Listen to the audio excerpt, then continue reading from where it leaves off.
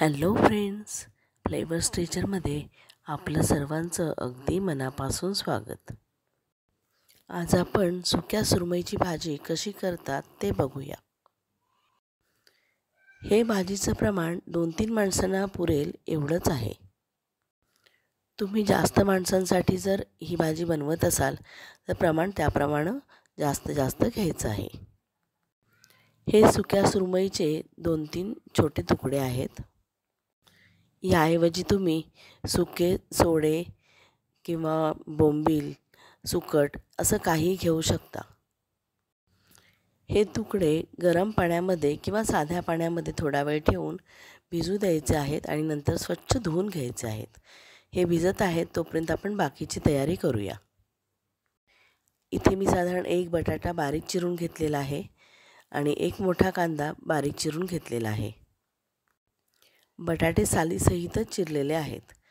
आता पॅनमध्ये तेल गरम करत ठेवलेलं आहे. या गरम झालेल्या तेलामध्ये बारीक चिरलेला कांदा घालायचा आहे आणि परतून घ्यायचा आहे. कांदा मंद आचेवर थोडासा ट्रान्सपरंट झाला की मग त्याच्यामध्ये आपण हळद घालायची आहे. बऱ्याच वेळा घरातल्या असलेल्या भाज्या आपल्याला खायची इच्छा नसते किंवा कधीकधी भाजी कमी असते. त्यावेळी पुरवठीला म्हणून आपण एखादी आणखी एक्स्ट्रा डिश अशी तयार करू शकतो. अगदी कमी साहित्यात झटपट बनणारी अशी ही भाजी आहे. या कांद्यामध्ये आपण फक्त हळद, मीठ आणि तिखट घालणार आहोत. हळद साधारण अर्धा चमचा आहे, तिखट 1 चमचा आहे आणि मीठ अगदी थोडेसे घेतलेले आहे. हे सर्व प्रमाण तुम्ही आपल्या आवडीनुसार कमी जास्त करू शकता. हळद फक्त जराशी जास्त घेतलेली आहे, माशाची हेवळाण जावी ह्यासाठी.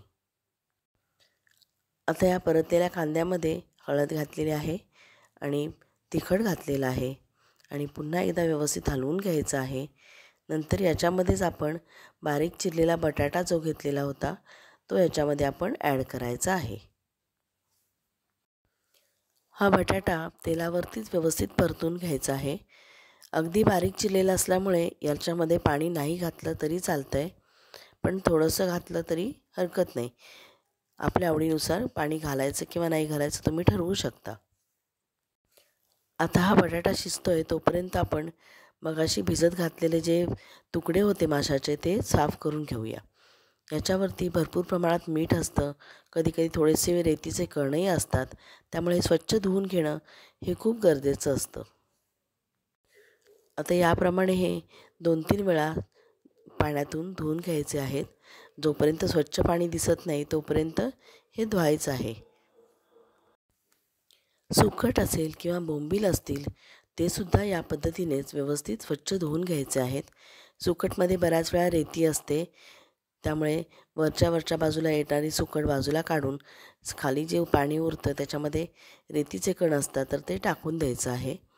आणि अशा प्रकारे हे सर्व मासे व्यवस्थित धुवून घ्यायचे आहेत. इथे मी छोटे छोटे तुकडे घेतले त्यामुळे मला याचे जास्त तुकडे करताना त्रास नाही पडलेला. पण जर तुमच्याकडे मोठे पीस असतील तर ते अगदी व्यवस्थित धारदार सुरीने बारीक तुकडे करून घ्यायचे आहेत. हे तुकडे मात्र अगदी सावकाश व्यवस्थितपणे करायचे आहेत, म्हणजे ते आपल्याला इच्छेप्रमाणे त्या हव्या त्या साईजमध्ये राहतात. नाहीतर त्याचे खूपच जास्त बारीक बारीक तुकडे आपणच बनून जातात. आता हे सर्व माशाचे तुकडे या भाजीमध्ये घालायचे आहेत आणि पुन्हा एकदा व्यवस्थित वाफ देऊन घ्यायची आहे. हे पटकन शिजतं, त्यामुळे एका वाफेमध्ये शिजवले तरी पुरेसं आहे. सर्वात शेवटी कोथिंबीर घालून सजवायचं आहे आणि डिश सर्व करायची आहे. रेसिपी कशी वाटली ते मला कमेंट करून नक्की कळवा. थँक्यू.